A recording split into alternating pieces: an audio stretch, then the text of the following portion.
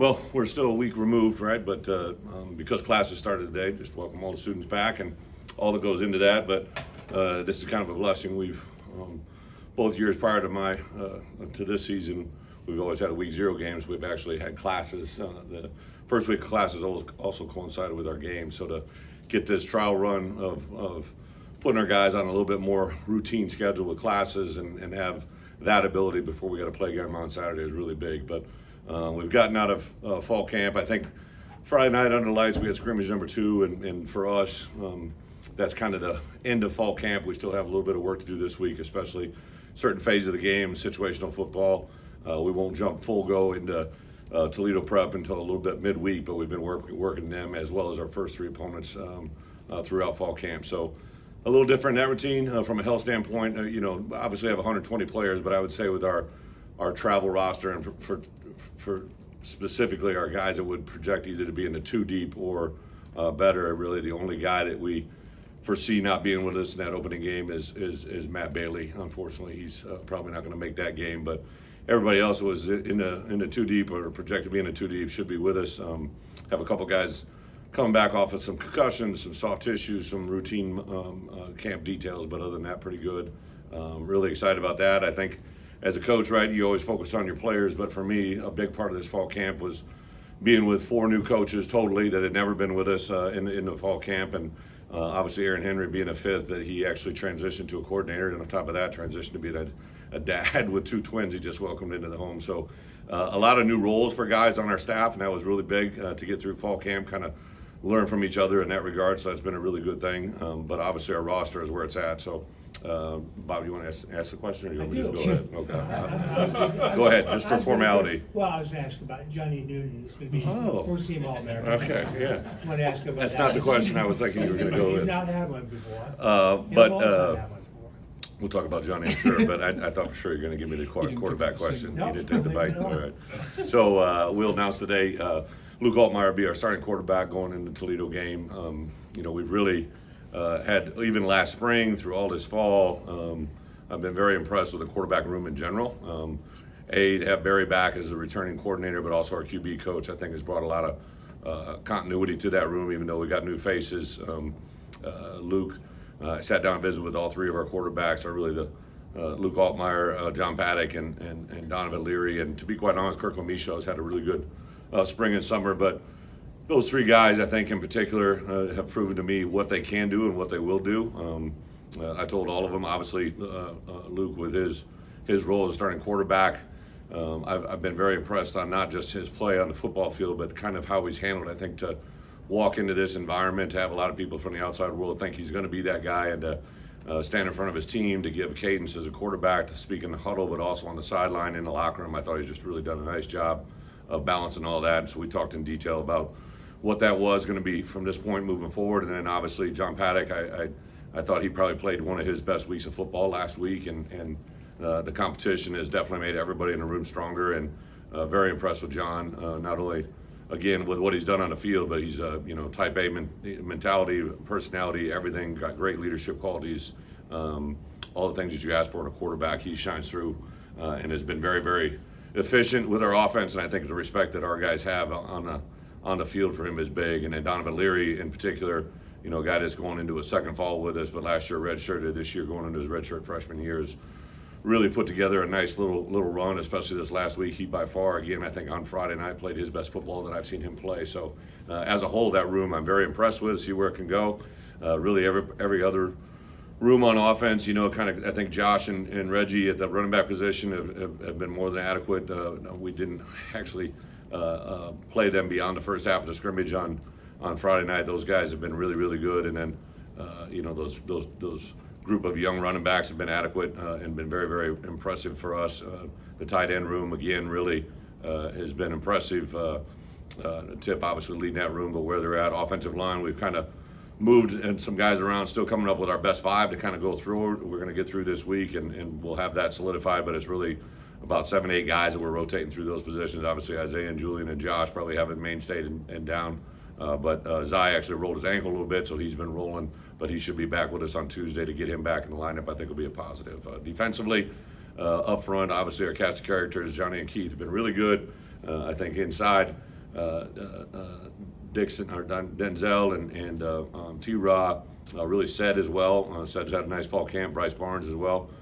And the outside linebacker room, really Alec, Seth, and Gabe, those three guys. I think we got two outside linebackers amongst those three guys. And all three of those guys are kind of starters. And then the inside backer has probably been, for me, the best, not surprised, but kind of what you saw come to life. Tariq is a very, very good football player, been with us a couple of years, but I think the emergence of Dylan Rozier, Kanena Olaga, James Cruz, those three guys in particular, on top of Tariq, and then Ryan Mead is playing as good a football from the line of scrimmage and linebacker as we've had. So in the back end, I think Xavier and T. Strain and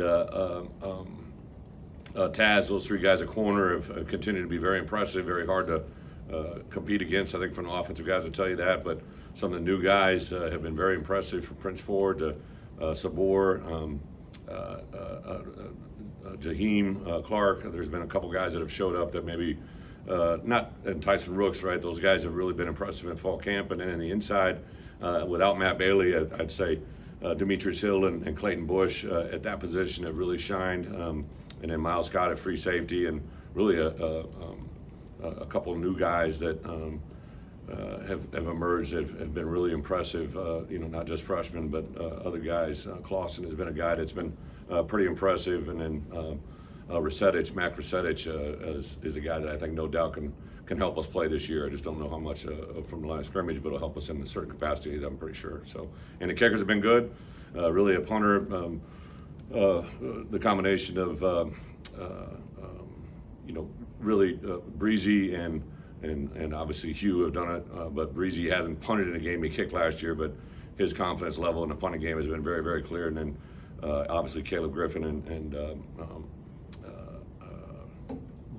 David Alano have had a really good camp and are really all be said are competing for that starting nod as well. Been very impressive through fall camp. So that's a little bit of a roster rundown. With that, I'll open up for some questions. Coach, what did you see from Luke in the scrimmage on Friday? Luke Altmaier.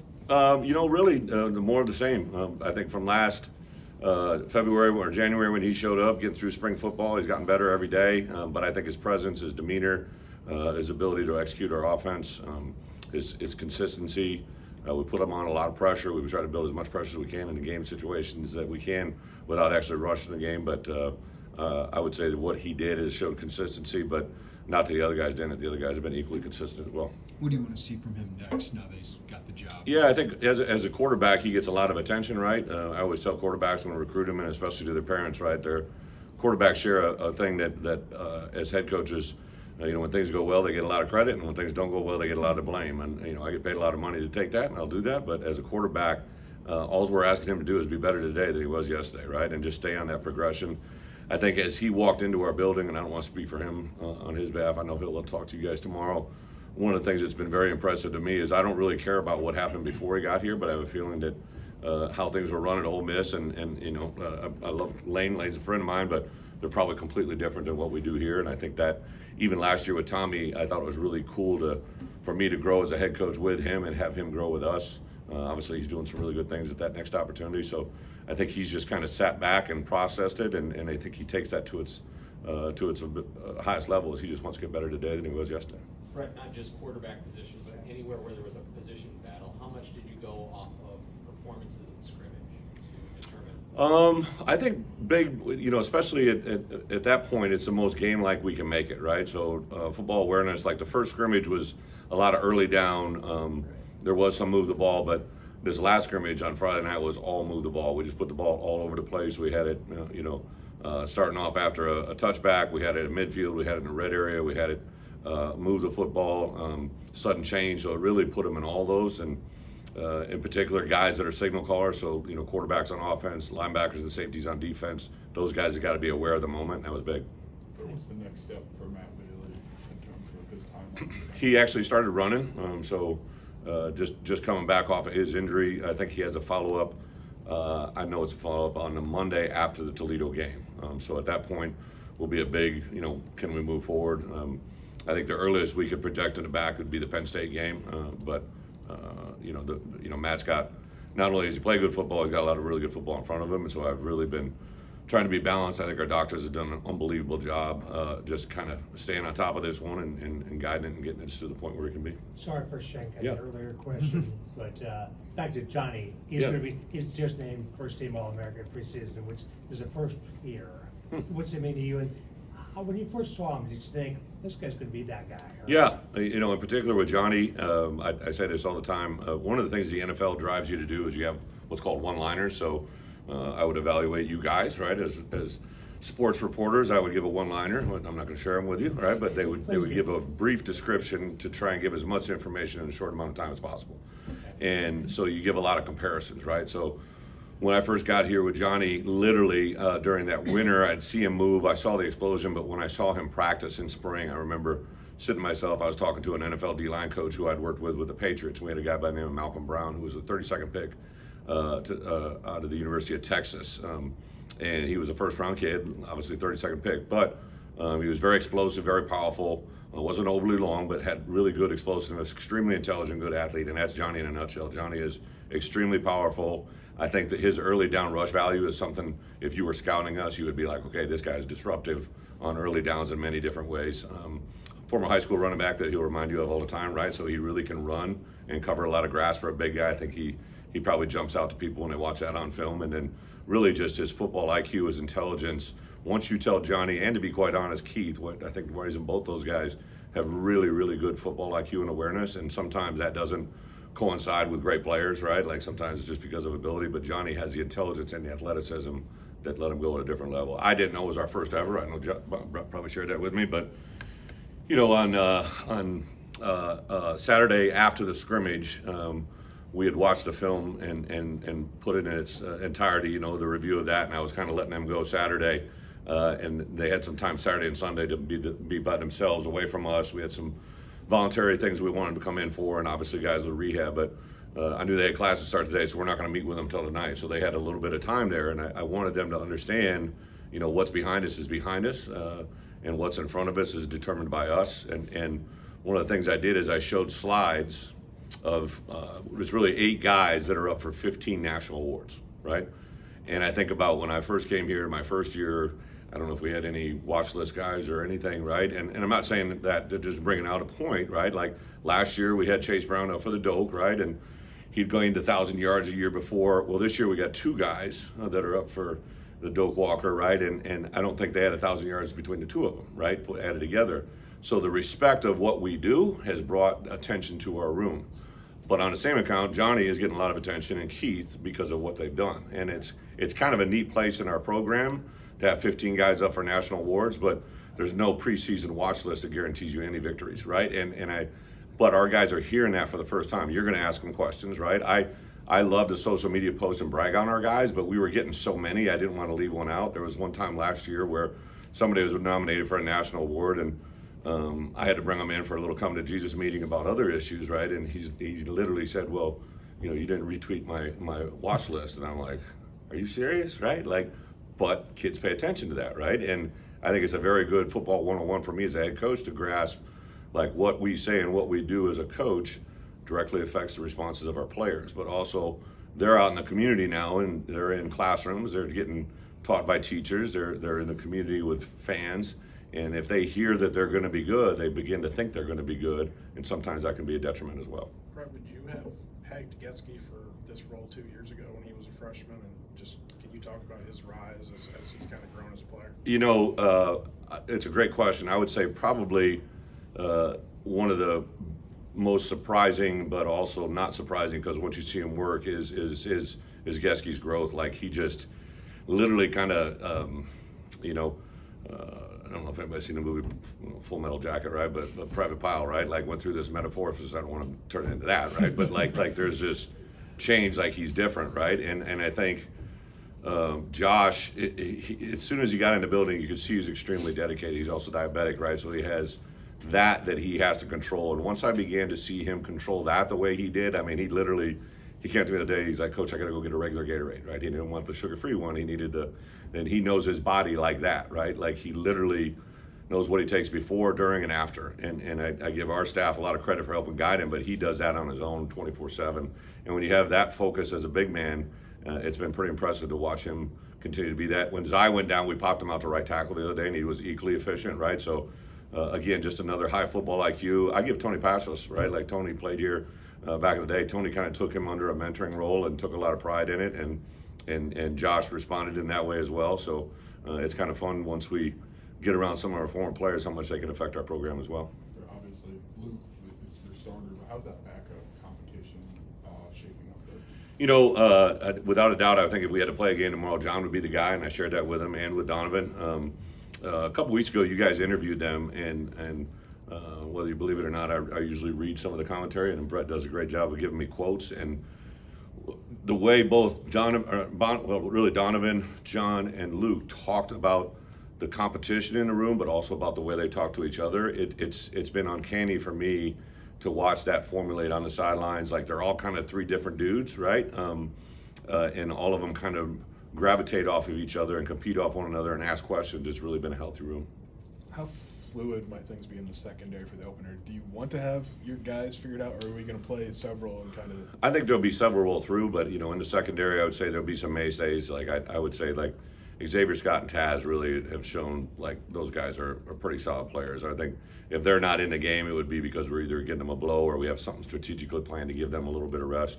But those two guys, now Xavier can play multiple positions, but those two kind of stand out. I would say very much Miles Scott has continued to put himself in a position of like, this is a pretty impressive player. He hadn't played a lot of defensive back football, but he's played a lot in practice and obviously last spring to this fall. And then really between Demetrius Hill and Clayton Bush, even though they haven't played a lot of football for us, they played a lot of football, and those two guys I think will be pretty fluid at that safety position. 2 years ago, you talked about Josh McCray around this time of the year, like, hey, I thought this guy would be good, but Yep. you got to see this guy.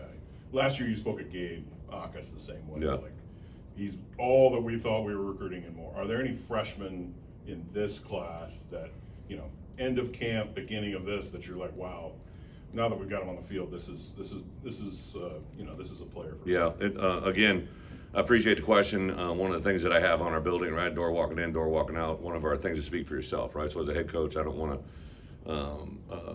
give an inclination that somebody's going to be something that they're not, but I would say, you know, some young guys that have jumped out on the offense side of the ball, without a doubt, guys that we focused early on in recruiting. Caden Fagan, like, I don't know if we targeted a young man as much as we did when I first got here, just the way he needed to be recruited. We beat out literally everybody in the Big Ten and several private schools as well, right, that wanted his talents.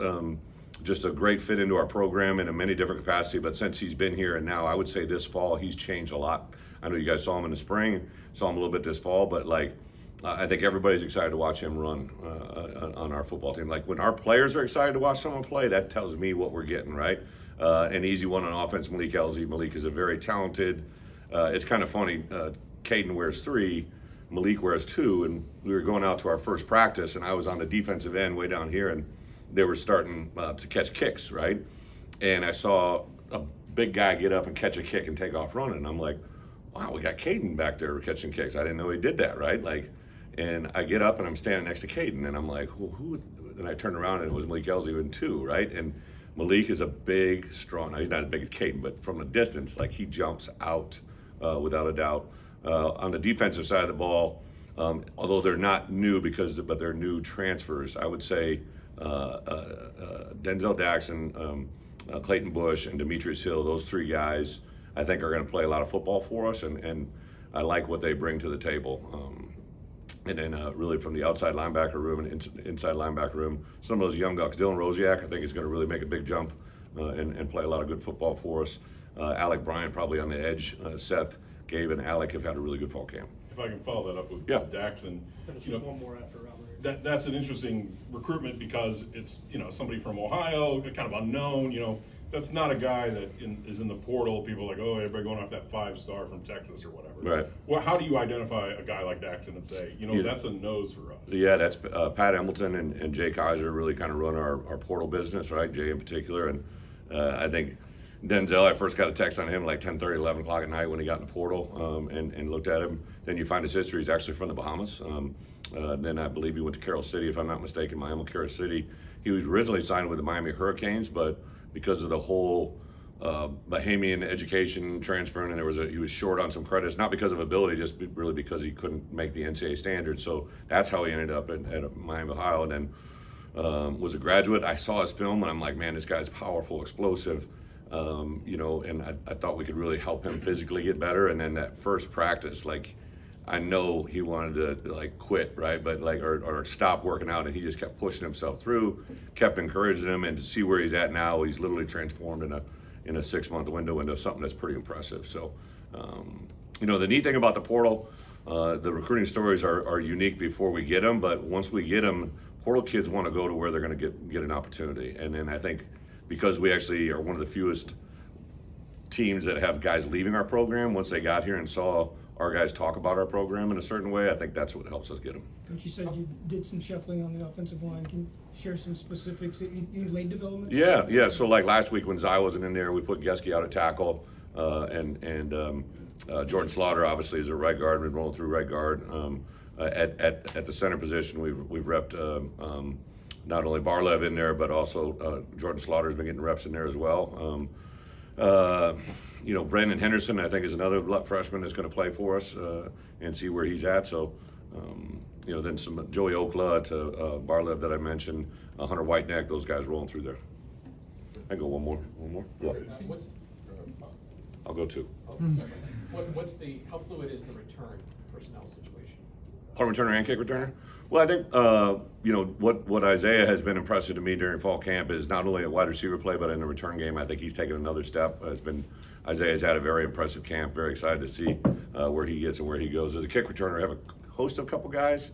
I think between Pat Bryant back there, Aiden Lawfrey's been very impressive as a running back and as a returner. So, but there's also some other guys, Taz, T-Strain, Reggie Love, Josh McCray. They've all kind of been back there, and we'll make a decision game week to see who we put there to begin with. Go ahead. It seems to me last year that the star of that nickel position was more grouped in with the safeties. Yeah. Does that change where it's maybe more of a cornerback? It's a good question. So I would say that was more because of Quan. I think that star position, sometimes it comes out of the safety room, sometimes it comes out of the corner room.